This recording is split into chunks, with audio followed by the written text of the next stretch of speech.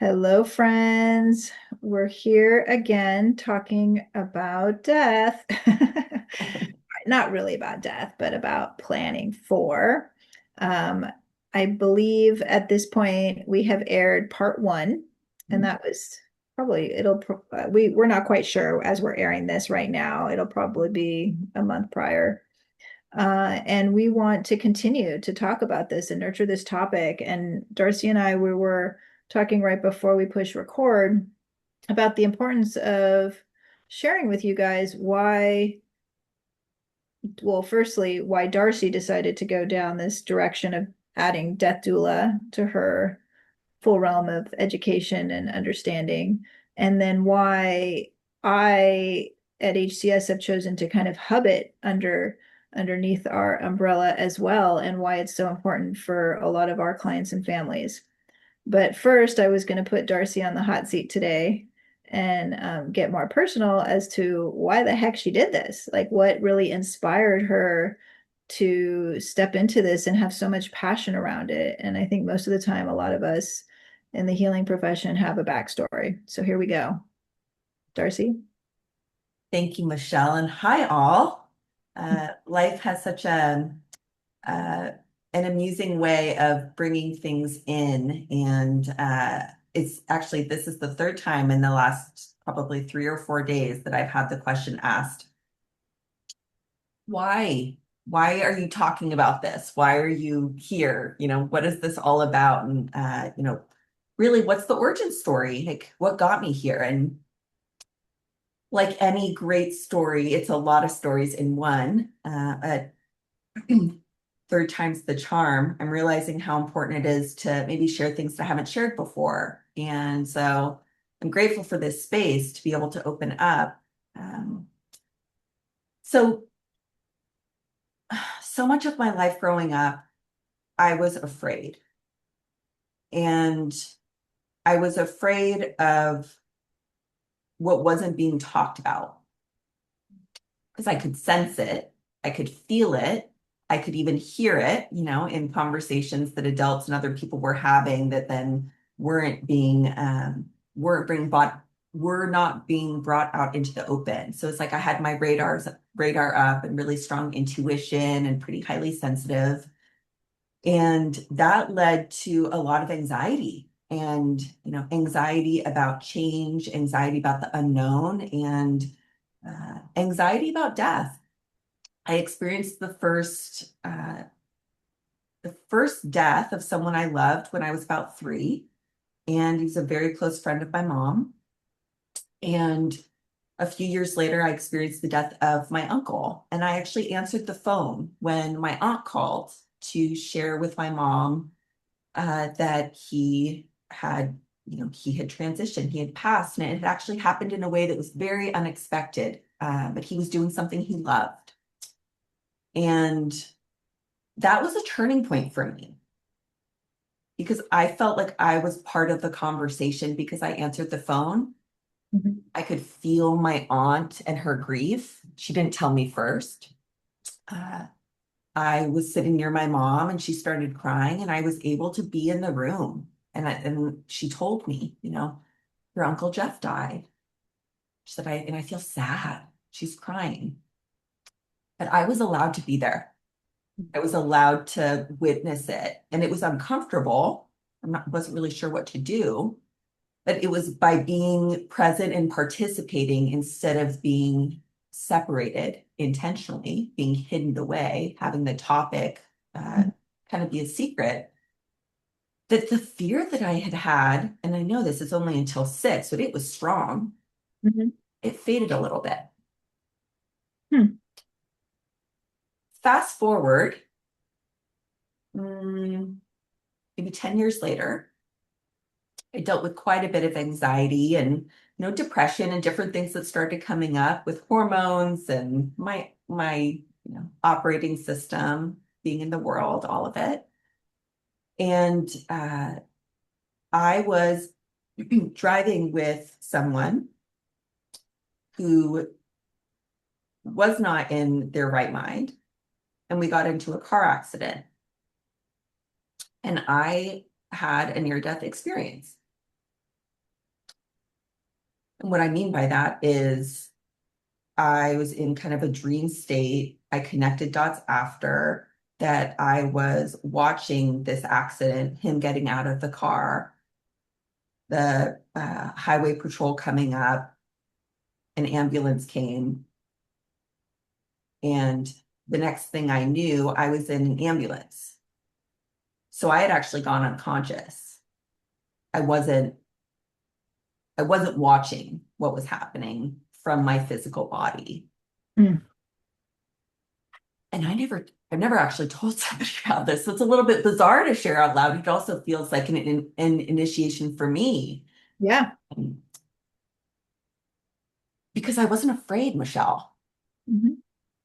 I was after, because I was like, what is that? Like, even now, how do I explain it? I've heard enough. I've been exposed to different experiences with people in communities and some of my own experiences since then that have been kind of, air quote, otherworldly, Mhm. that it, I can't describe what's happening in a logical way, even though it makes complete sense to me now looking back. And I had the person who was driving share with me after some of what happened, and it matched my story, Mm. though I wasn't conscious. Now, I wasn't really sure what to make of any of that, but it was soon after that I had a pretty significant spiral in my own health. Uh, Even as a teenager, I was kind of going through this existential, what am I doing here? And am I going to follow this path of light, or am I going to get swallowed by the darkness? My parents were getting ready to divorce, and I was around a lot of turbulence with my peers and within myself. And it was then that I started this exploration of what it means to be alive. I got really familiar with active addiction. And by the time I was 19, I was on the other side of active addiction, using drugs uh, and drinking and just trying to escape, what felt turbulent, and entered this world of recovery and sobriety, which in itself felt like a death. It felt like dying. It felt like the awkwardness and the pain and the exhilaration of being born, Mhm. because I was uh, some of my skin, some of the protective shell that I had had with substances, with behaviors, with running on hormones, with whatever, being more reactive and less conscious. I didn't have that. And I started this process that's been, many years since then, decades now, of asking, like, what does it mean for me to be alive and to really be alive, and to drop some of the protective shells that I had, but still be protected. No, Mhm. instead of walking around with weapons, like, actually, what does it mean to be protected?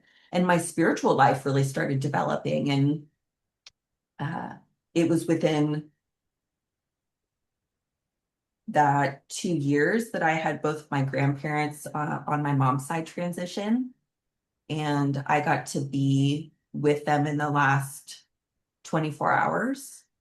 Um, and I had uh, some pretty incredible experiences with them in my dreams and communicating with me. And I'm not going to go into all of the different things that have inspired this. So this is giving you kind of building blocks of what was building me in my foundation.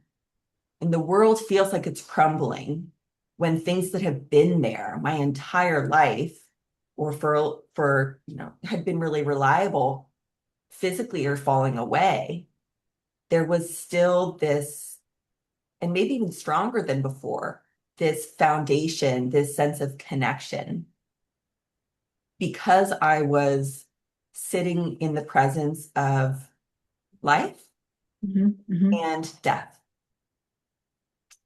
Now, one thing I'm going to speak to that's, and I know we're going to have a series coming up and workshops and whatnot that I'll go into more stories because the reasons why we shy away from talking about change and death are as important as the reasons that we draw towards them. Mm, And this is really a part of what uh, I'm starting to claim as part of my legacy as I'm breathing, as I'm living, as I'm creating, and after my body's not here anymore, I'm claiming as part of my legacy is shining light on the topics that feel tender and also indescribably important, mhm, and putting words to things that can feel really intangible and almost untouchable. One of the main turning points with me knowing that this was important to me, being less afraid, not even going to say brave. I'm going to say less afraid of saying this is really uncomfortable and uncertain. And I don't really know what I believe about what comes after, but I know I believe something. And I want to feel as much peace as possible about being a human and knowing that we are impermanent, because I don't want to live afraid my whole life like I did so much of my life and for different reasons. I don't want to feel afraid about the fact that I'm going to die. mhm, And I've had opportunities over the last 10 years to enter into some of the most primal and sacred places with people when they're in big life transitions, when it feels like everything's fallen away, when there's been, what many people will call really tragic loss. And I've experienced my own. And one of the main things that showed up through each of those experiences, there's probably been 10 now, 10 or 12 that have been personal to me, and then others that have been, people letting me in, is that the things that were not talked about before, what matters to me, what am I scared of? How do I want to be remembered? Where did I hide my keys? No, like, do I want my organs donated? What's a precious item I would really like someone to keep and think of me? Some of those things that weren't talked about led to so much more grief in an already grief-stricken process. And I had that experience in a very real way with my dad. He, I found out that he died about 12 hours after he was found, and he didn't have anything planned. mm, And I felt so incredibly lost in being one of three children who was making most of the decisions, that I had navigated professionally a little bit, working in rehab and treatment and crisis intervention. And this is my dad. And one of the things that I became so fierce about, it's almost like I rose from the ashes like the phoenix. It was like I was burned in that experience in so many ways, and my life just felt like it went to ashes. And then there was this matters. The things that we talk about matter. And some of the conversations that I had had with my dad, we had a very close relationship, very sincere. Some of the conversations that we had, I knew him and I knew what mattered to him. And I could share that with people when he couldn't. And I found that incredibly mm, reassuring. I had something to hold on to. mhm. And I saw the ripple effect that that had with my family, with my siblings, with us exchanging stories of, I remember when dad said that to me, maybe we could bring this in, or that for his prayer card, or I'm going to tell that to grandma. He had said seven other living siblings and seven siblings. It's one of eight. And his mother, my grandmother, who I got to support her transition a few years later. And that was one of the things that connected so many dots for me and laid a stake in the foundation of I can shine light on this for other people. And not just in a way that is saying this is important, consider it, but actually in having, me, Michelle, anyone who's on here knows, like I got my lists, I've got my, I'm not type A per se, but I'm like type B. Like I can organize really well. I follow checklists, I'll create systems. Oh, you're type A minus. I've seen some real strong Virgos, so I don't claim it, but I'll take that. So funny. So with this, it's like, this isn't just about a spiritual concept. This is actually about practical life application. And we are living and we are changing, and we need plans. We require systems and structures and schedules. That's how a lot of our work, our life operates. And I'm going to circle this all the way back to fear, conscious, intentional planning, having places to process and prepare in a really personal way is one of the main antidotes to fear. Fear, anxiety, worry, avoidance. What comes from that? Addiction, like fighting, conflict, like all of the life enhancing stuff comes through some of these tangible actions that come from honest conversations that are birthed from and in conversations like this, conversations we have with our clients, our colleagues at like nurturing networking events and things where we're in real intimate spaces, recovery meetings, therapy rooms. And so if we're having conversations about some of the details of everyday life, we're investing time and energy and money and resources and mental space. Let's do that about how we're changing and what's going to come later. If not for ourselves, for our loved ones, for our parents. We're in a sandwich generation, many of us, where we have elders and we have those who are coming after us. We have our pets. So it's like, what can we control in this world? Not that much. Mm-mm. Nothing at all. Hey, what can we manage? Quite a bit. Yeah. And that's where you and I've learned so much from you, Michelle, about how to bring a really empowered approach into managing life and not from a control seeking way to avoid pain, but to really meet ourselves and create this ripple effect of peace, this bring peace into different places. And so that's, gosh, we're all universes in ourselves, aren't we? I just like let you into the universe and there's all these other dimensions. And I'm going to stop there. But I want to thank you for asking that question because there are things that have remained really sacred inside Mm-hmm. that keep my fire lit. Mm-hmm. And I'm realizing how important it is to open up about certain things that do feel really personal and even private. Because I also know I'm not alone in how I've been touched by life experiences. And maybe this can be an example for others of, where and how pain can at some point transform or how it can transform into something more purposeful. Maybe not right away, but eventually.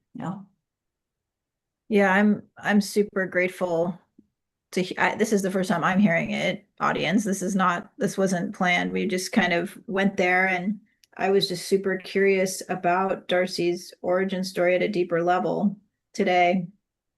And and I feel more connected in like even more so in wanting to get your work out into the world because it is such a missing piece for people. And you are very graceful with your languaging around it. You're very comfortable. And I think a lot of times people are stuttering their way through it, or even like they won't even say the word die. you know. I guess people are using the word transition, which is fine, but it's like we should be able to say death if we want to say death, you know.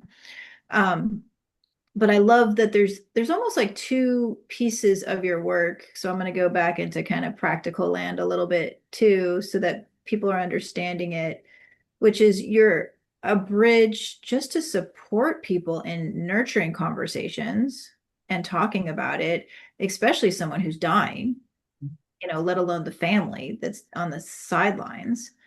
And then there's the people that that can get support from a practical level so that you actually do have a voice. Because we talked about what you can control and what you can't control. Well, if you legalize your paperwork before you die, you have some control over things, you know. So like if you've worked really hard for your resources, or there's certain specific special items in your life that you want to make sure go to certain people, you know, there's certain messages you want to leave, you absolutely have the control to do that. And there's, you know, Darcy can walk you through all that whole process, you know, whether you have $5 in the bank or you have 5 million, there's resource, you know, there's availability of support and legal realm that can support, that can help you. And I really think, being someone who has worked with a lot of estate attorneys and all of those things, I feel like this is a missing piece in those systems. I think it's a very lonely, dry ride when you are dealing with the legalities of your belongings and your assets and all of the things. To have somebody that can speak a language to help you make choices, not make choices for you, but just to hold the space. The lawyers aren't very good at that. They're not good at really speaking to all these different things, especially when there's unique situations that come up. Um, but I think let the audience knowing about some of these beautiful inspirational stories that you have been holding in your heart and not sharing out loud is such a gift to us today. So thank you for being vulnerable with that.